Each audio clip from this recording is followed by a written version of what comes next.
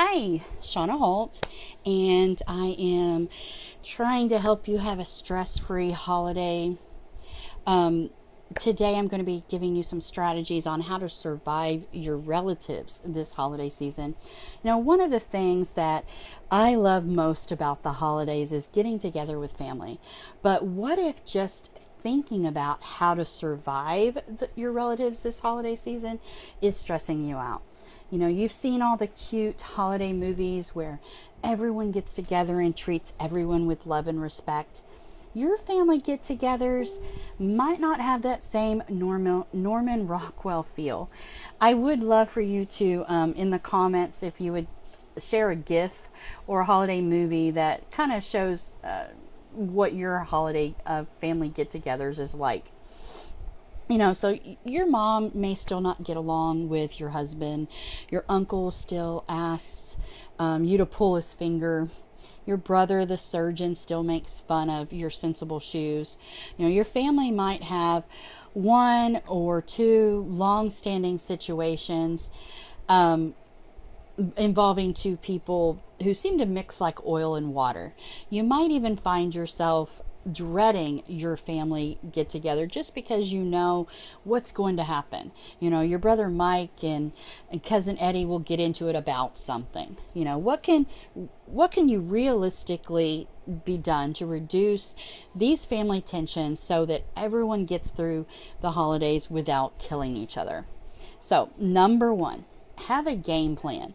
Know which people and situations are likely to upset you. Attempt to avoid these situations and people whenever possible. Think about how you'll deal with any negative emotions that you experience. So you could call a friend, you could go for a walk, you could go out for coffee, or just listen to some music. But think about ahead of time how you're going to deal with your emotions from the experience. Number two, talk to one of the offending family members in advance. For example, if your sister doesn't get along with another family member, talk to her before you get together. Say something like, I've noticed that you and Kim don't get along very well. What can be done to make things easier for you at dinner on Saturday night? Even if she doesn't come up with a suggestion, you've at least let your sister know that everyone notices the exchanges and would really like for them to stop occurring. Your question might curb your sister's behavior or serve as a reminder that for her to keep herself in check. And it only takes one of them to stop behaviors and calm the tension. Number three, keep people informed. As families grow larger and further apart, sometimes people feel left out in the holiday planning. Use technology to let everyone know what's planned. Emails, text messages, even Facebook can be used to discuss this year's holiday gatherings. You can start a private Facebook event and invite your family members to it. Everyone can chat in there. You can discuss what everybody's going to bring, draw names, where you're going to meet up, anything like that you could do in that private event. If family members feel that they are being communicated with equally, some tensions may be reduced that way. Number four, let go of the past. If you don't have any long-standing negative feelings towards anyone in your family, you're in the minority. A few parents are great, a few stink, and most of us just have mediocre families. So there's nothing that you can do about the past. You can either continue to be tormented by it or just let it go. The choice is yours. Number five, invite a friend along. Visiting your parents in your hometown, invite an old friend over for dinner. You have the benefits of having moral support, and your family will be less likely to misbehave around your company. Number six, use decorative place cards to assign seats. If the group is large enough, you'll be able to place some distance between the two that don't get along very well. Number seven, play it cool. Imagine that you are a forest monk on a platform in the trees. Your job is to stay as serene as possible. No matter what your family throws at you, you resolve to maintain your composure. Just keep thinking. That is really hard to do, I'm sure, but just keep trying to bring yourself back to compose so that you're in control of your own emotions.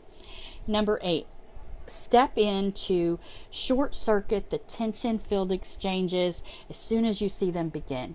Although it's usually impolite to interrupt, have something on your mind that you could ask one of them when you notice the two are starting to debate.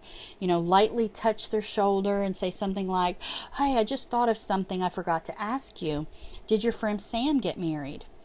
Or you could use a group directed comment like, "Hey everybody, did you hear that our old neighbor James retired? I saw him in the store last week."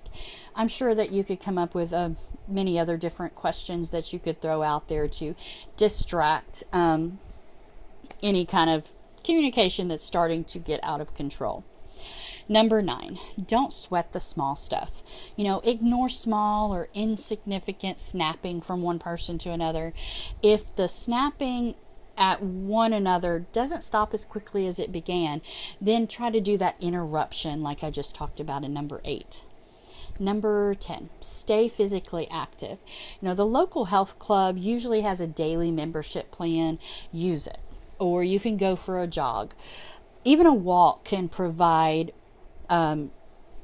emotional break from and soothe your nerves from the interactions with the family. You could take the dog out to play or for a walk. Anything that will kind of get you out of the situation a little bit, let you calm down. Number 11, beware of self-medicating.